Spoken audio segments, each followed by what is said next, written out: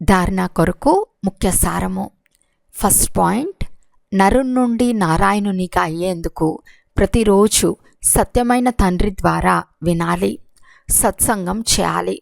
ఎప్పుడూ మనసా వాచా కర్మన ఎవరికి దుఃఖంనివ్వరాదు.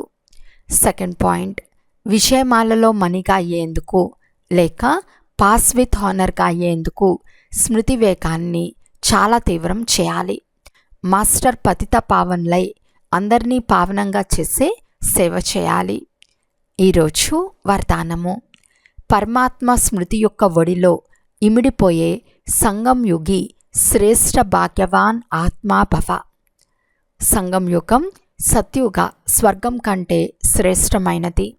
ఎందుకంటే బ్రాహ్మణ ప్రపంచంలో అప్రాప్తి వస్తువేదీ లేదు అనేది ఇప్పటి గాయనమే. ఒక్క తండ్రి లభించారు అంటే అన్నీ లభించాయి.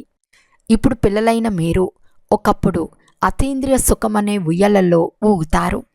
ఒకప్పుడు ఖుషి, ఒకప్పుడు శాంతి, ఒకప్పుడు జ్ఞానం, ఒకప్పుడు ఆనందం, ఒకప్పుడు పరమాత్మ వడి అనే ఉయ్యలలో ఊగుతారు. పరమాత్మ వడి అంటే స్మృతి యొక్క లవ్లీన్ అవస్థ.